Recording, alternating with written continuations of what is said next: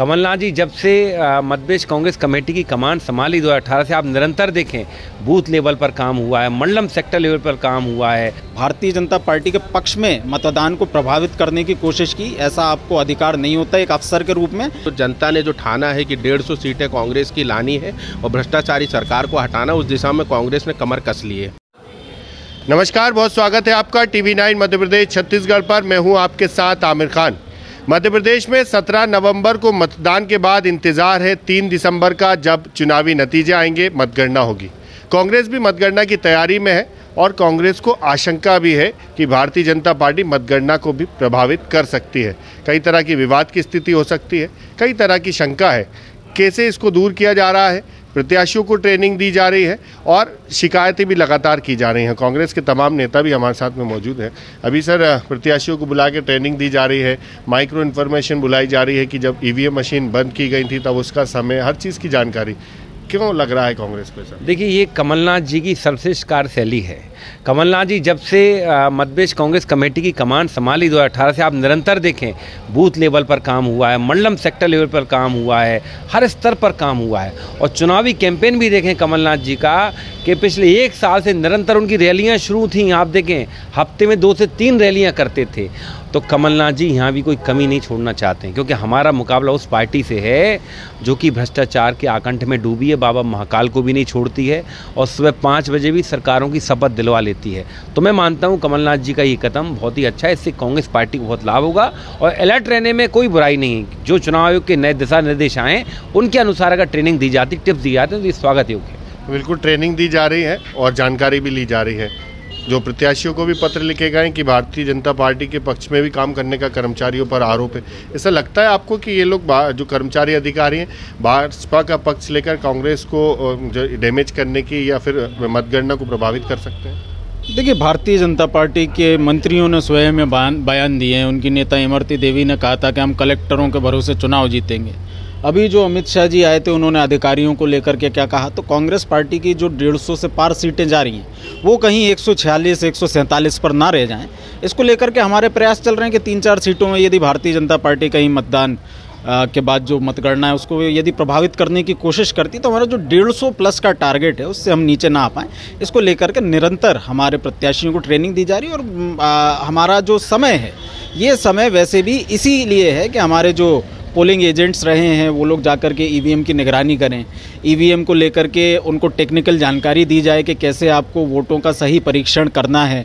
Booth wise हमारे जो data है उसको लेकर के हर राउंड के बाद एक सर्टिफिकेट आपको ले लेना है। तो इस सब के बाद कोई जो गड़बड़ी है वो ना हो पाए, ताकि हम अपने 150 प्लस के टारगेट को अचीव कर सकें। इसको लेकर के प्रयास चल रहे हैं। बिल्कुल, टारगेट जो है 150 का, इससे कम भाजपा कर सकती है, ऐसा आप लोग को लगता है? इसलिए ट्रेनिंग दे रहे हैं, इसलिए आप लोग निश्चित तौर पर, क्योंकि जनता के जनादेश को जिस तरीके से भारतीय जनता पार्टी धनबल के आधार पर लूटती है, सत्ता व्यवस्था के लुटेरे जो लोग हैं, किस तरीके से प्रशासनिक अधिकारियों का दबाव के लाकर किस तरीके से ये लोग उपयोग करते हैं। भिंड कलेक्टर की तमाम शिकायतें, मध्य प्रदेश में प्रशासनिक अधिकारियों की, और जिस तरीके से शिकायतें आई हैं कि अपनी जेब में भाजपा का बिल्ला लेके इन्होंने काम किया है, जनता को जनमत से रोका। इनके तमाम कार्यकर्ता और इनके विधायकों के वीडियो आए कि किस तरीके से ये वोटरों को धमका रहे थे। तो इस दिशा में कांग्रेस एक मजबूत विपक्ष के तौर पर ये जिम्मेदारी बन जाती है कि जनता के जनमत का निश्चित तौर पर एक सही गणना हो, उचित गणना हो, जिससे जो जनता ने जो ठाना है कि 150 सीटें कांग्रेस की लानी है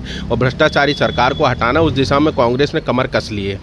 भाजपा ये कह रही, आप लोग का ये कहना है कि 150 का टारगेट कम करने का प्रयास है, लेकिन भाजपा कह रही कर्मचारियों पर दबाव बनाने की कोशिश की जा रही है। जी बिल्कुल नहीं, सच बात तो ये है कि जो कर्मचारी या अधिकारी भाजपा का बिल्ला जेब में रखकर काम कर रहे थे, उनसे ये जो बारीकियां हैं मतगणना की, उन बारीकियों में कई बार क्या होता है कि जो व्यक्ति पहला चुनाव लड़ता है उसने मतगणना कराई नहीं है, उसको नहीं है पता। तो हमारे प्रशिक्षक होंगे जो कांग्रेस के, वो उन्हें प्रशिक्षण देंगे, बारीकियां बताएंगे, जैसे हमारे प्रवक्ता साथियों ने बताया आपको, ताकि वो मतगणना में जो जेब में भाजपा का बिल्ला रख के मतगणना में बैठने वाले कर्मचारी अधिकारी हैं, उनकी गतिविधियों पर नजर रखी जा सके।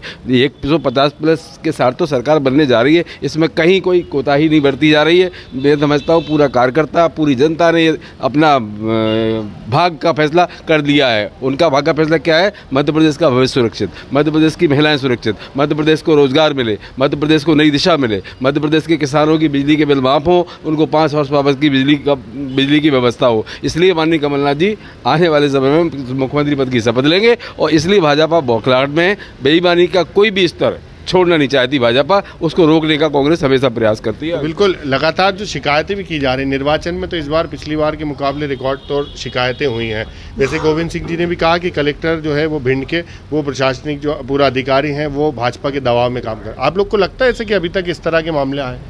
देखिए, ये पहला मामला नहीं है। अभी आप ताज़ा मामला देखें राजनगर का, राजनगर विधानसभा क्षेत्र में हमारे विधायक नाती राजा पर जानलेवा हमला हुआ और वहाँ जो भाजपा का प्रत्याशी है अरविंद पटेरिया, वो पिछले 5 साल से उसको ठेके पे दिया है शिवराज सिंह ने छतरपुर जिला लूटने के लिए।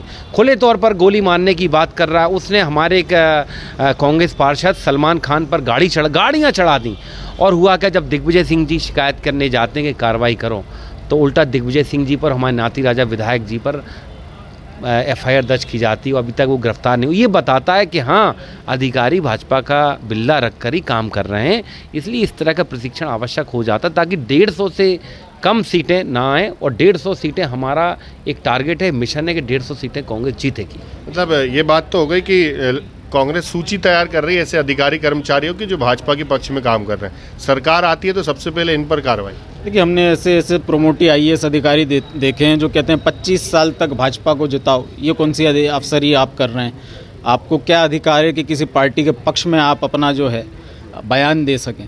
तो ऐसे लोग जो भाजपा का बिल्ला लगा के काम कर रहे हैं उनके खिलाफ कार्रवाई करना ये केवल कांग्रेस कार्यकर्ताओं की मांग नहीं है। ये सामान्य रूप से जो शासन प्रशासन न्यूट्रल तरीके से कोई भी सरकार चलाना चाहती तो उन पर तो कार्रवाई भाजपा को ही कर देनी थी। अब भाजपा क्योंकि कर नहीं रही है, अपने संघ में जाने वाले कार्यकर्ताओं को यहाँ अगर कलेक्टर बना के रखा है तो ऐसे लोगों पर कार्रवाई करना तो हम संविधान के हित में, देश के हित में, प्रदेश के हित में लेंगे ही।